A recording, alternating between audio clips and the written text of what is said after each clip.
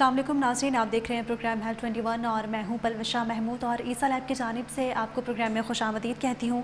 उम्मीद करती हूं आप सब बिल्कुल ठीक होंगे, खैरियत से होंगे और अपना ख्याल रख रहे होंगे। नाज़रीन, इस सेशन में हम लोग जो टॉपिक डिस्कस करने वाले हैं, हमारा जो मौजू है वो है प्रिवेंटिव हेल्थ केयर, और इसी पर बात करने के लिए हमारे साथ स्टूडियोज़ में मौजूद हैं डॉक्टर मोहम्मद आरिफ अखाई, जो कि कंसल्टेंट जनरल सर्जन हैं और इसके अलावा सोशल वर्कर भी हैं। मैं उनको वेलकम करना चाहूँगी। जी अस्सलाम वालेकुम डॉक्टर, कैसे हैं आप? वालेकुम अस्सलाम व रहमतुल्लाहि व बरकातहू। जी डॉक्टर, मेरा आपसे सबसे फर्स्ट और बेसिक क्वेश्चन ये है कि बेसिकली प्रिवेंशन हेल्थ केयर क्या होती है? प्रिवेंटिव हेल्थ एक्चुअली जो हम लोग आम तौर पे मुहावरा इस्तेमाल करते हैं, हिफ्ज़ मा तक़द्दुम, हालांकि ये अरबी का पूरा जुमला है, यानी इसमें सारे अल्फाज सेल्फ एक्सप्लेनेटरी हैं। अपनी हिफाजत करना पहले से, जी। हिफ्ज़ मा तक़द्दुम। मकसद ये है कि हम जो बीमार होते हैं तो उसमें कुछ चीज़ें तो ऐसी होती हैं कि जो हमें अचानक मतलब लाहक होती हैं और हमें अंदाज़ा नहीं होता, लेकिन कुछ चीज़ें ऐसी होती हैं कि जो कुछ बीमारियां ऐसी होती हैं कि जिनसे बचा जा सकता है। जी। मिसाल के तौर पे शुगर है, और इसी तरह ये बच्चों में जो बीमारियां होती हैं, छोटे बच्चों में, नौज़ायदा और पहले साल में जो बीमारियां, जिनकी वजह से हम बात भी बहुत ज़्यादा होती हैं, जी।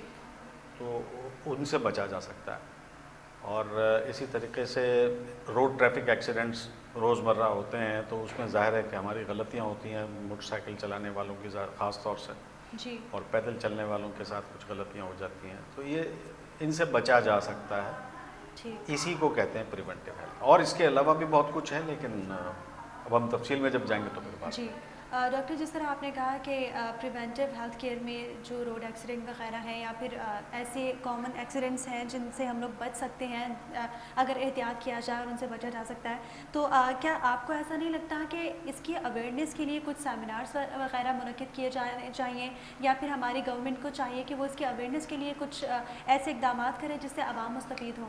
100% आप बिल्कुल ठीक कर रही हैं, लेकिन मैं सेमिनार्स के फेवर में इसलिए नहीं हूँ कि बहरहाल वो सोशल इंटरेक्शन बहुत अहम होता है, लेकिन आजकल सोशल मीडिया का ज़माना है, बगैर किसी को तकलीफ में डाले हुए, बगैर लोगों को ट्रैवल कराए हुए, सेमिनार्स में बुलाए बगैर भी ये सारी चीज़ें मीडिया पर बहुत आसानी से हो सकती हैं। और इस सिलसिले में मेरे अपना एक पर्सनल यूट्यूब चैनल भी है, जिस पर मैं प्रिवेंटिव हेल्थ के हवाले से प्लान कर रहा हूँ कि कुछ वीडियोज़ मैं बना के डाल दूँगा, और ऑडियोज़ भी इनफैक्ट। तो ये बिल्कुल मेरा अपना पर्सनल, मैं अपनी ज़ात से जो कुछ कर सकता हूँ वो ज़रूर करूँगा।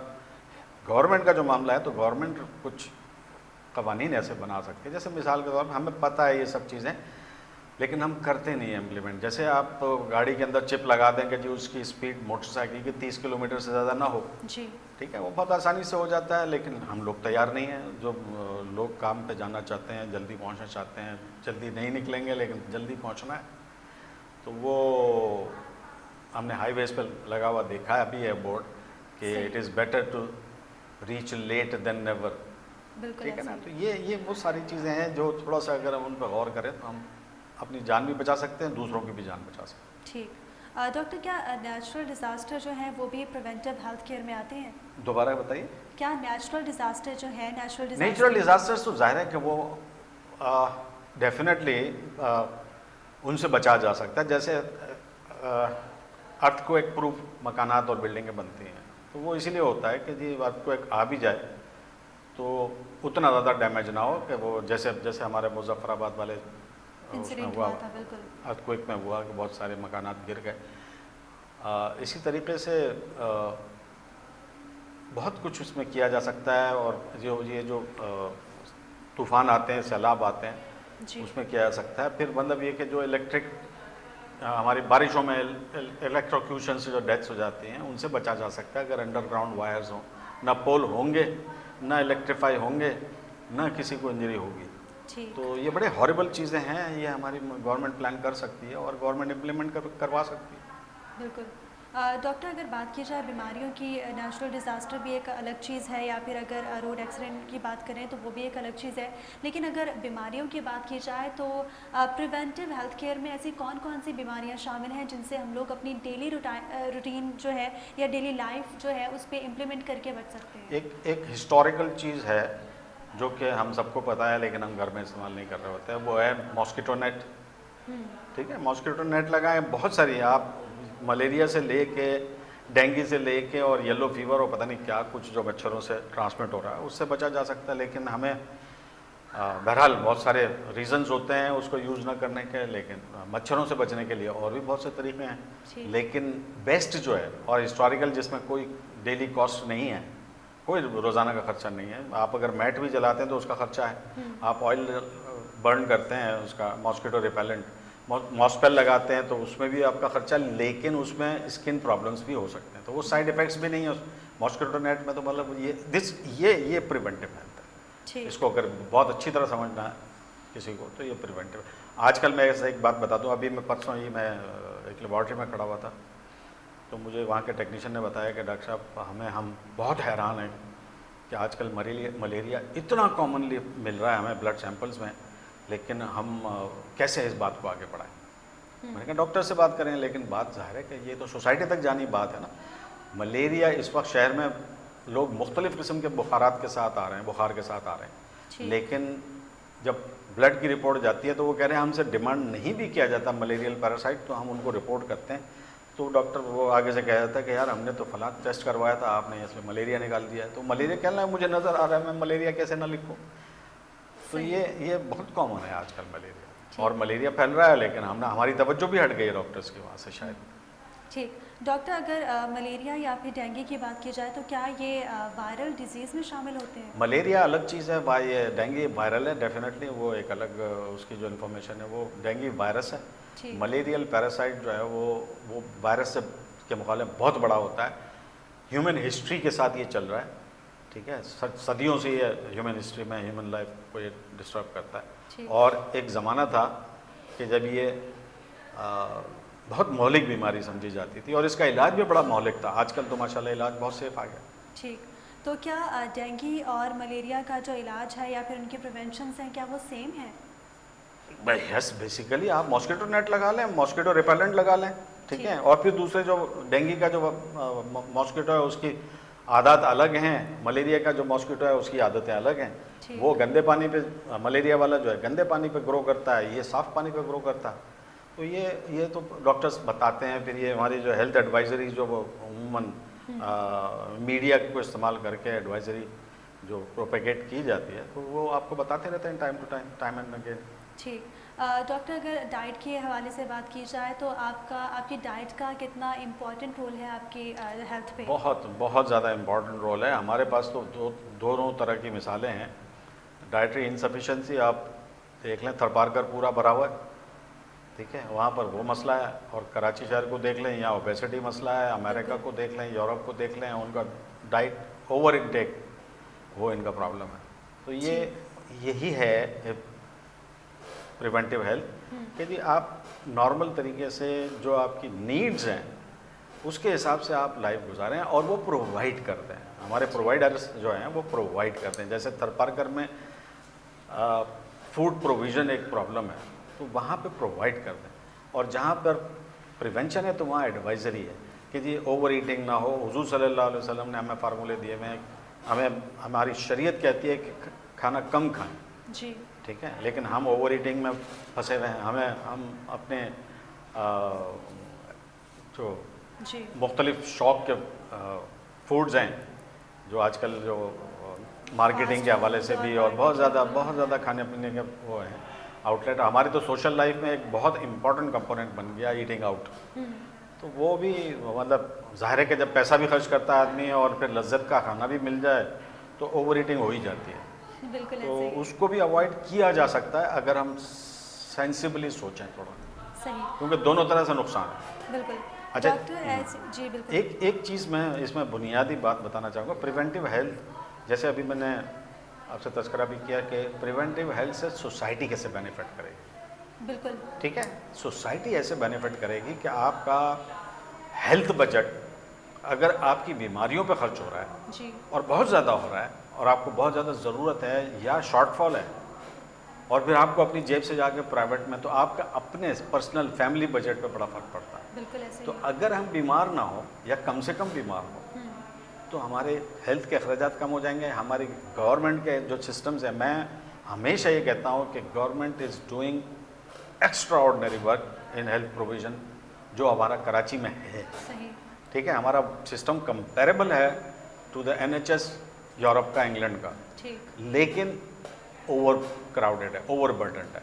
ठीक तो वो उसमें फैसिलिटीज़ इंक्रीज़ करने की भी ज़रूरत है और डिसिप्लिन की भी ज़रूरत है कि मरीज़ जिस तरह, अच्छा अगर इंग्लैंड से भी हमें जो इन्फॉर्मेशन आती है, उनको भी डेट्स मिलती हैं, उनको भी वेटिंग लिस्ट होती है उनकी, तो वो करते हैं बर्दाश्त, लेकिन जहाँ इमरजेंसी है तो फिर जाना पड़ता है। ठीक। डॉक्टर जिस तरह आपने कहा कि अगर सिंध की बात की जाए या फिर हमारा जो हेल्थ बजट है या फिर हमारे हेल्थ की जो जितनी भी वो फोर्सेस हैं या फिर हमारी गवर्नमेंट एक्स्ट्रा एफर्ट्स करी है हेल्थ डिपार्टमेंट पे, तो उसके बावजूद जो आवाम है, जो नॉर्मल लोग हैं, वो गवर्नमेंट हॉस्पिटल को प्रेफर नहीं करते, वो प्राइवेट हॉस्पिटल्स में जाना ज़्यादा प्रेफर करते हैं। इसका क्या रीज़न है? इसका रीज़न ये है कि उसमें मैंने जैसे बताया ना कि डिसिप्लिन्स, जी एक तो ये कि जब हमारी पब्लिक गवर्नमेंट सेक्टर में जाती है तो वहाँ प्रायोरिटी लेने की कोशिश करती है कि जी मेरा नंबर हर किसी से पहले आ जाए।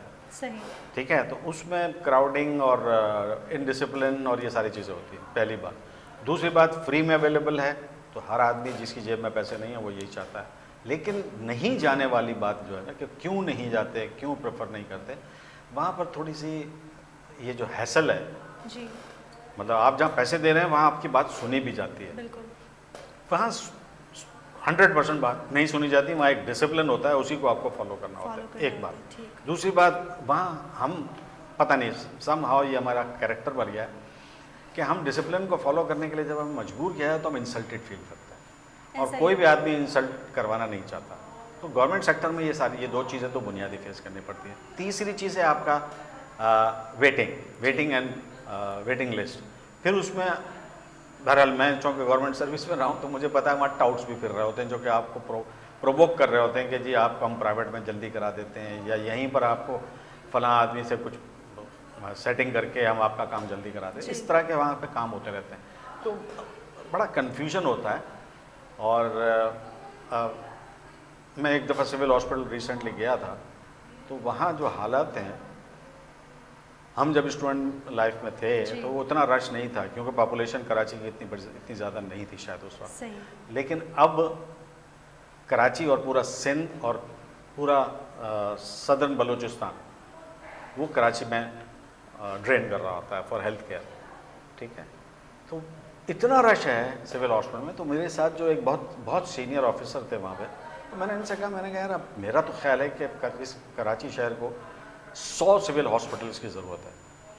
तो कहने लगा यार क्या बातें कर रहे हो। मैंने कहा आपके जो पेरिफेरल हॉस्पिटल्स हैं वहाँ भी बहुत अच्छी सर्विसेज दी जा रही हैं, बहुत खिदमत हो रही है जी, लेकिन वो सफिशेंट नहीं है। आपको हॉस्पिटल्स की तादाद बढ़ाएं, भले सिविल हॉस्पिटल ना बनाया लेकिन छोटे छोटे प्राइवेट हॉस्पिटल जो आपके डिस्ट्रिक्ट हॉस्पिटल लेवल के हैं जी, वो बना दें, बढ़ा दें।